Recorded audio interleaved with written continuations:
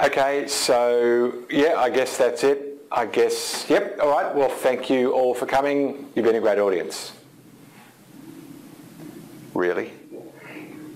If you've got the most amazing opening, the best content, and the most wonderful story to tell, and you can't bring your story to a close, it doesn't matter.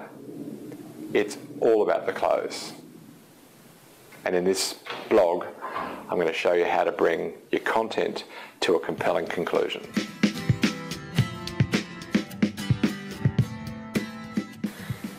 So think about the process of crafting a piece of content, whether it's a slide or a video like this, a white paper, presentation, whatever your content is.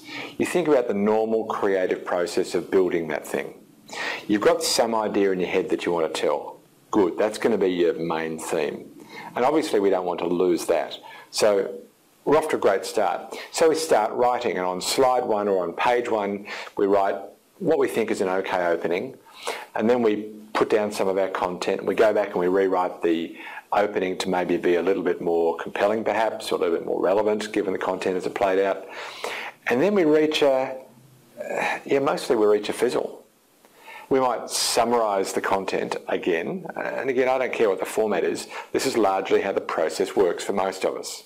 It certainly does for me. So that we reach the end, we write the last piece, we maybe summarise all that we've said, and then we either just fizzle, or perhaps we descend to a silly and kind of unrelated product pitch, or a vaguely related product pitch. We have to do so much better than that. We've got to reach a compelling, convincing, and persuasive conclusion. And that's what we're going to work out how to do today.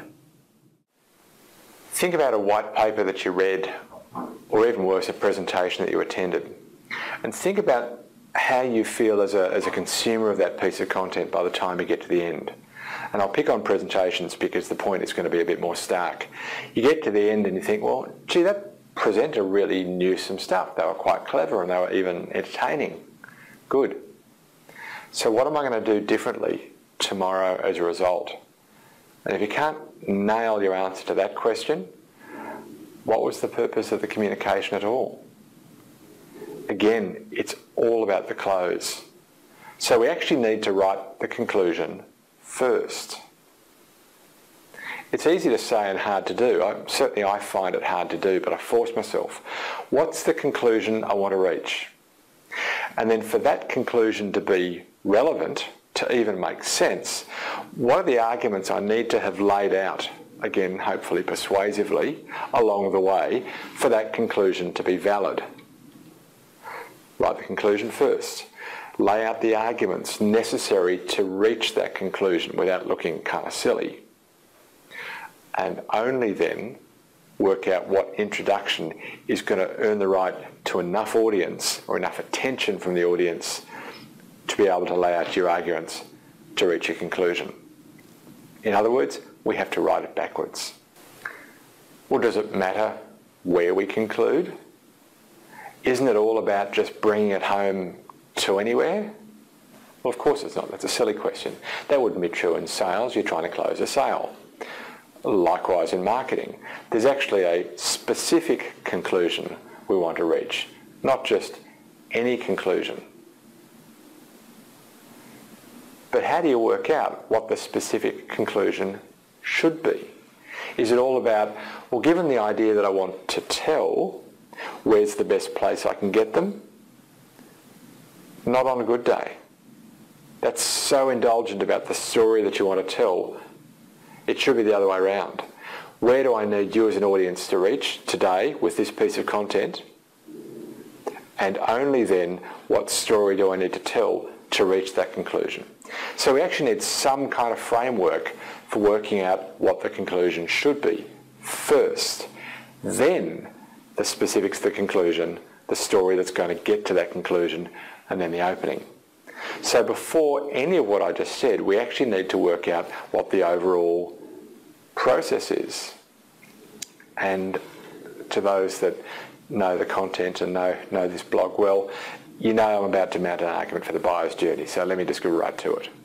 It's all about the buyer's journey. Somewhere between hello and thank you, there are some signpostable, understandable, logical steps for the buyer, not for you, the seller, but for the buyer. Somewhere between who are you and thank you very much, there are some logical points they're going to reach. Every piece of content has a job to get them from somewhere in that journey to somewhere else in that journey. So before we write our piece of content, we obviously need to know where in the journey are we trying to get them to, and where in the journey are we trying to get them from. And now the job of my content, presentation, white paper, SlideShare, whatever mode, whatever medium you're going to use for your story, I now have a framework. I started, in fact, with the framework. This is the journey. What tactics are going to be good enough to get a buyer from A to B, from B to C, from C to D, etc. Now, where does my thing that I'm building right now fit into that? And therefore, what stage am I trying to get them from, and what stage am I trying to get them to with this piece of content? In a moment or two, I'll show you how we use Funnel Plan to identify the journey and the conclusion we need each piece of content to reach. But before we do that, I'm going to do two things. Share with you the conclusion, that is, how do we actually need each piece of content to conclude, and how do we build really compelling content? And secondly, I'll invite you then to receive more blogs like this. Let's get first to the conclusion. How do we make our content really compel? I'll do this in three parts. Let me begin firstly with the overall framework that we've already covered so far. If it's all about the close, if it's all about reaching a compelling conclusion and that conclusion sticking, not the content sticking, then I probably need to write the conclusion first. Then lay out the arguments necessary to reach that conclusion and then write the intro. So that's the overall framework that we're working to. But the second point is that no tactic sits in isolation. There's a series of tactics that the buyer is going to be exposed to between hello and thank you. And so I really need to map out all of the tactics and how they interconnect. So now my piece of content that I'm writing a conclusion for has some context. Certainly it's got journey stage context. I'm writing or sharing this piece of content to get you from somewhere to somewhere. But it's also got tactical context. What have you already seen or read or heard beforehand, and what are you going to see or read or hear after this?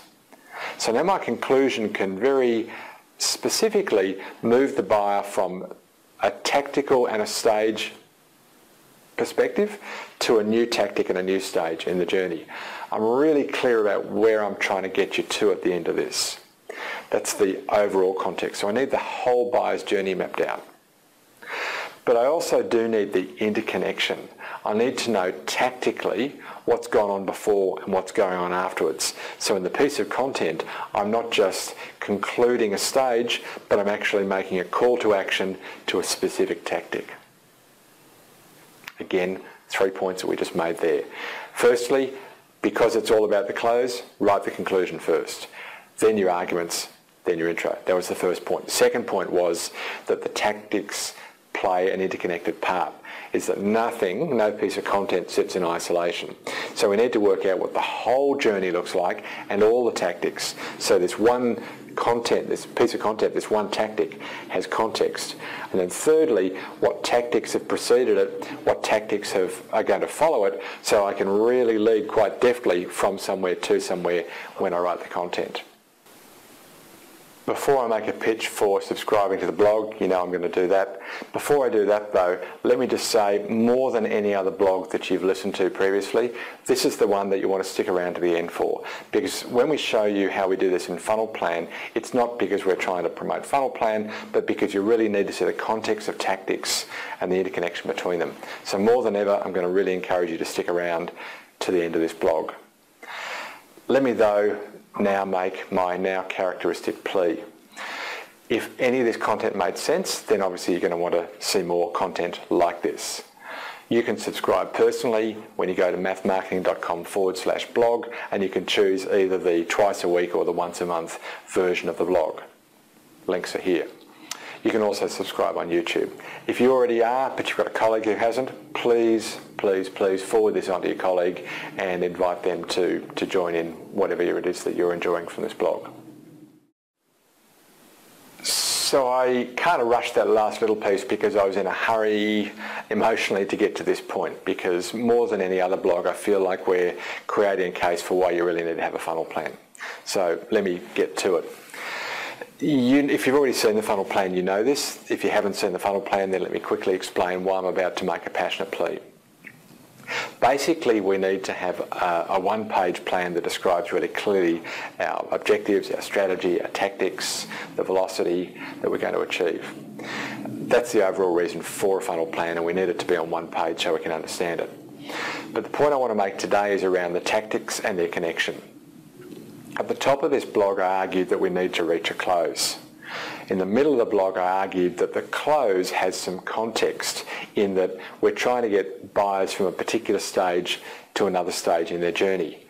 I further argued that the tactics and how they interconnect was kind of key. So let's take a look at the tactical section of the funnel plan, and let's single out just one of the tactics. I'm going to use an example of let's say a white paper. Right now I'm joining you on a blog, but let's pick on a white paper, a more traditional tactic. In this context, the purpose of that white paper is already spelled out. I know what stage I'm trying to get buyers from and what stage I'm trying to get buyers to with this tactic. More, I know what tactics are going to lead to this tactic. So I can, in my intro, specifically refer to where they've come from. Or if I don't do it specifically, at least I can know it, so I'm writing relevant to that. The to, there's from, now the to is just the same. I know which tactics are going to come next, and I know which stage is coming next. And so my conclusion can compel to that next stage, that next set of tactics. I can even be specific in the call to action. Take this step next. But I also know the velocity. I know all of the tactics used at this stage, between them need to get a certain number of buyers from somewhere to somewhere else. I know how long I've got. I know what my failure rate needs to be kept down to with those tactics. And so I can create my content, in this case the white paper, to achieve that specific job. Now, you might actually look at this blog and say, so Hugh, what conclusion, what action are you trying to reach with this blog? Candidly, I want you to be a little troubled about the fact that too often you build tactics that don't have a clear purpose, for which there isn't a compelling conclusion, because its context is not known. Frankly, you need to stack all of your tactics up, marketing and sales tactics, and nurture tactics for those that sales give back to marketing to nurture because they're not ready. I want you to have a context for all of those tactics, and that's the purpose of the funnel plan, is to give you a context for all of those tactics that everybody agrees to, the strategy, the velocity and the tactics. How do you get a funnel plan? Through your funnel coach. Whoever it is that forwarded this to you is your funnel coach. Have a chat to them about how they can help you build a clear plan using the funnel plan. So there you go. I've never made a blatant pitch on a blog before, but for once I really felt compelled to, because the argument around reaching a conclusion with your content has such a context that's so linked to the very purpose of funnel plan that I think you know this. I think everybody should have a funnel plan. Find a way to get one. Until then, may your funnel be full and always flowing.